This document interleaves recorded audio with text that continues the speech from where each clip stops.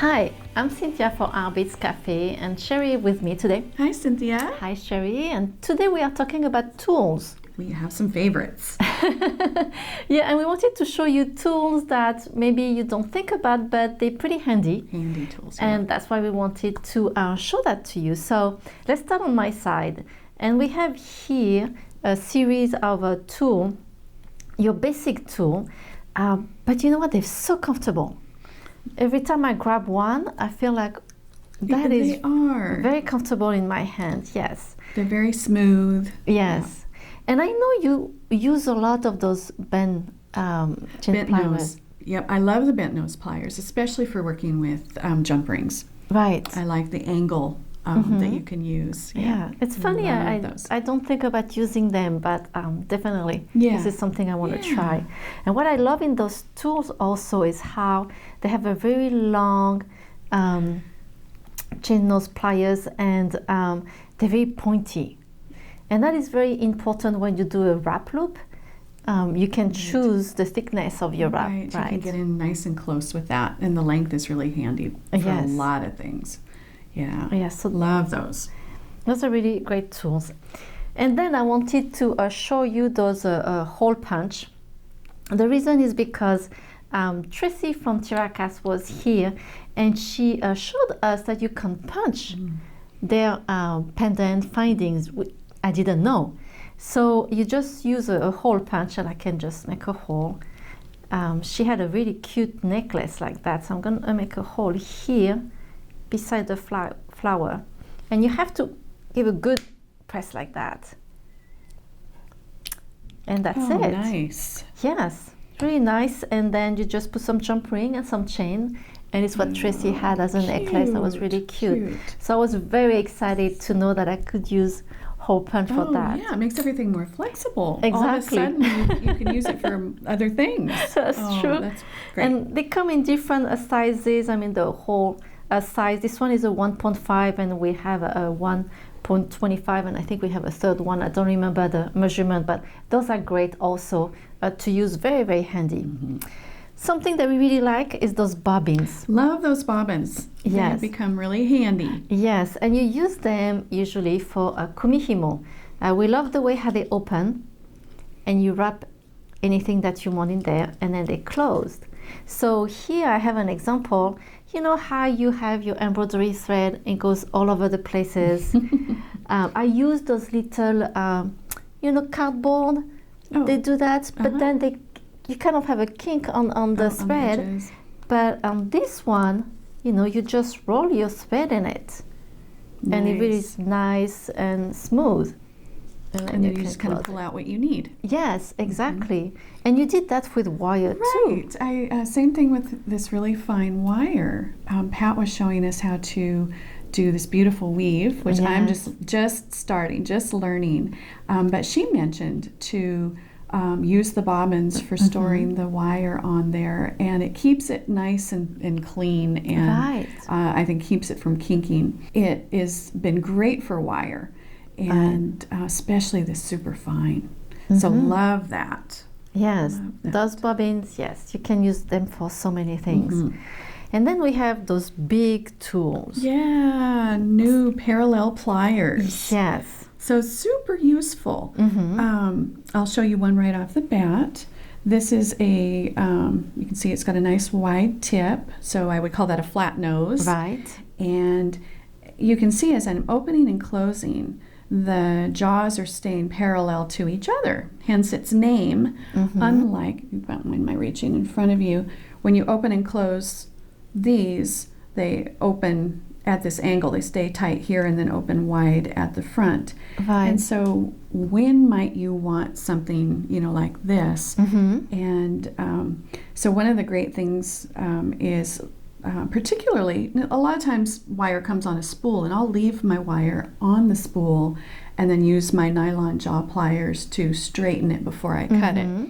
But you end up with lots of little pieces, and you don't have much to hang on to. Right. And these pliers are great for this. You can put them in the jaws, and they'll will go nice and secure.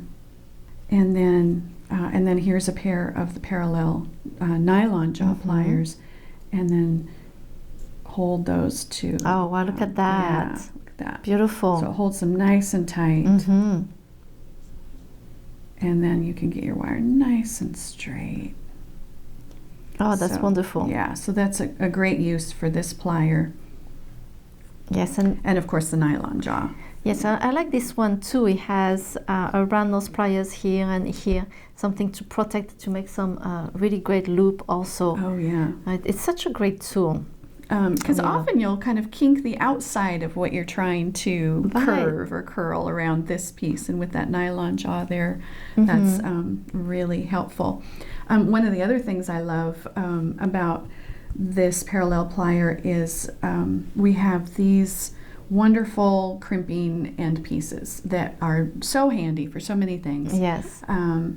But great for finishing on ribbon. So I've got this little sample of ribbon, and the ribbon's just going to fit just inside the edge, if you can see that okay. And you know, up till now I've been using just regular nylon jaw pliers, which are wonderful, and I use them all the time for all kinds of things. But for this, it can be a little tricky. I'm going to take the ribbon out just to kind of demonstrate. So you'll get your plier out here, and you'll try and kind of crimp, and the piece kind of wants to come shooting out the end. Yeah. And especially if you're trying to hold the ribbon and the crimp. And so what's wonderful about these is that force is going to come down on these wider, so you can see they're actually on these outside edges now. And then it's going to squeeze the whole thing, the whole piece evenly. Yeah, this is great. So these are wonderful. This is really great. Love those. And then you have... I have these pliers, which have 6 different sizes of mandrels on them, and so really useful for all kinds of things. Making jump rings, making ear wires and beyond. Your own clasps with wire. Having these 3 different sizes right there makes it really, really, really handy. So to make jump rings, I've got, let's see, probably about that much wire we'll start with. And I used the wonderful Lindstrom shears. They put a nice flush cut on the end of the wire. Some cutters will pinch the ends, and for jump rings you want a nice cut. And so I'm going to make my jump rings, I'll use this mandrel here, which is kind of a medium size. So I'm just pinching the wire in between, and then turning and rolling and making a coil.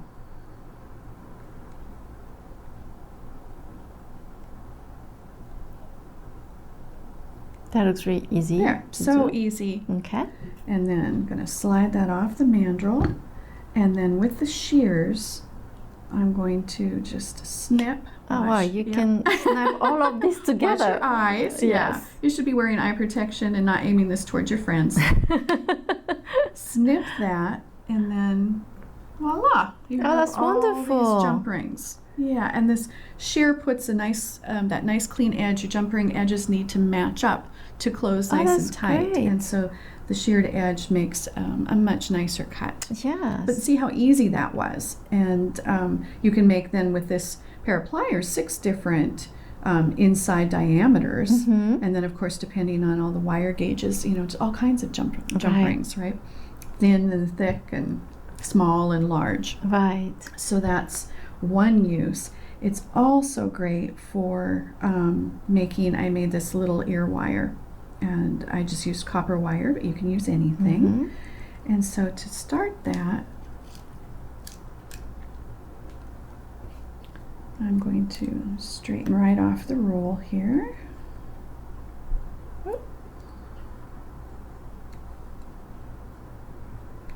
That's a really great nice? tool to straighten the wire. Yeah. I cannot stop watching this. And I'm just going to cut a piece off. I'm not sure how much I'm going to need. Okay. But cut a piece off. And so to make this small loop, I'm going to use one of the smaller mandrels on the pliers, and then I'm going to make this curve on one of the larger sizes, and then a little bit of a curve here to finish it off with an even larger size. Okay. So let's go this way.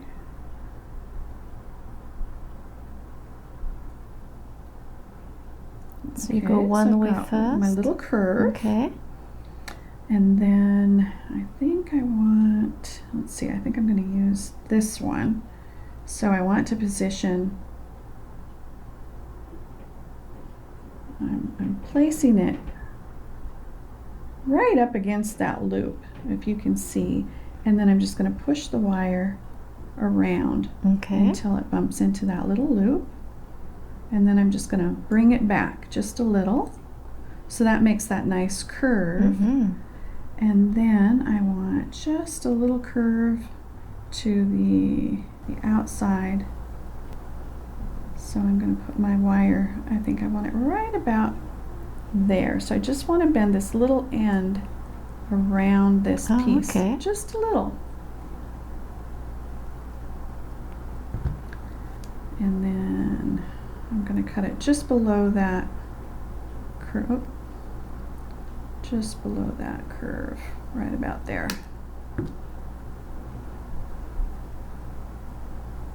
There, and then there you have your wire, and you can adjust the, open and close as you need. If you want to make a pair that match, do the 2 wires at the same time. Oh, really? You can do that. Wrap them at the same time, and then your earrings will match. That's a great tip. That's a great tip. Thanks. So love these. It's a nice pair. Yeah. They work well together. Yes. So another one of my favorites are these beautiful little gold scissors. Yes, so those are tulip scissors. Yeah. Aren't they pretty? They are so pretty. I love that they come with a little case. Little case, because this is very sharp, very pointy and very sharp. But that's the beauty part of these scissors. So I recently made a piece. This is one of the fun Swarovski crystal eyes. And I ended up stacking 3 layers of bead backing, which is this nice thick material just for bead embroidery. Right. But I had 3 layers stacked, and because I wanted my little piece to have some curve to it, and I needed to get in and cut away layers at a time. Right. And with regular scissors, you can't get into tight spaces. These tiny little scissors, I was able to just get in here, and this stuff is thick. It is. I mean, and really stiff. Good sewing scissors will cut through this, but you need good sharp scissors. Right. And even a hole punch, I couldn't get to go through this. Wow. But this little point of these sharp scissors, I was able just to cut right around it, and it just was clean and worked beautifully. Yeah. So these are one of my new favorites. I love them too. I use them all the time now when I do any stitches, beading stitches, when I do embroidery.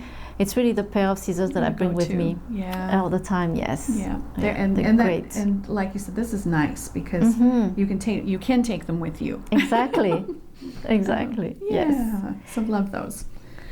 And then memory wire tools. So memory wire is really sturdy, tough stuff to it's hard on your tools, and it can be difficult to cut, yet it's so easy to design with. Right. So if you have the right tools, then it just makes everything so much easier.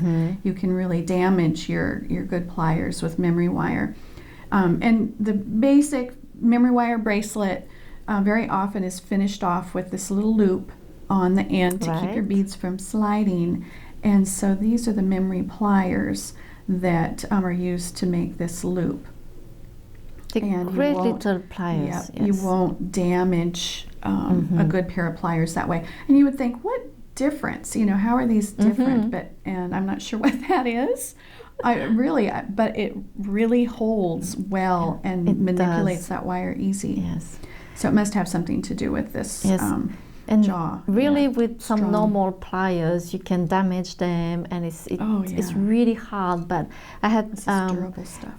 It is, and it goes much quicker. I was really happy to finally have those pliers for memory wire. Me too. And then cutting. You don't want to use your cutters on this wire either because you'll ruin them. And so these cutters, they're very unique looking cutter, and they just cut through the jewelry wire really easily. So we definitely recommend these two tools if you're going to be doing much with memory wire, because you will ruin your others. Exactly. So, it's useful tools. Yes, right? And it's very important to have the right tools for the right project. When my husband look at my my table, he always say, "Why do you have so many tools?" And I say, "I need those." Right? Yeah. Because you use them for different projects. Right.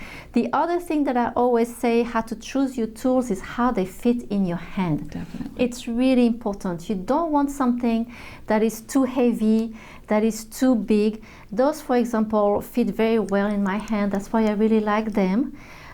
You want something that you can use over and over and don't feel tired. Right. Because that's one thing when you bead, you really damage your neck. I won't say damage, but it's a lot of pressure on your hands, on your neck, on every, everywhere. Your so and, exactly. So you're always opening and closing. You want that to be comfortable. Exactly. And I do have like a pair of really big cutter that I use for chain, but I use that once. It's not that I'm cutting things all the time. Right. But when you are making loop, for example, really have a tool that really fits your hand well. I feel it's really important. So the tool is doing the work, not your hands so much. Exactly. Yeah. So that's why we have that many tools. Yes. We will say that. Well, thank you, Cheri, for demonstrating your favorite tool. You. I agree with you. Those are really great tools. Thank you so much for joining us today at Artbeads Cafe. Make sure to subscribe to our email newsletter to get all our great promotion and our great ideas. So, merci beaucoup. Au revoir. À bientôt. Bye-bye.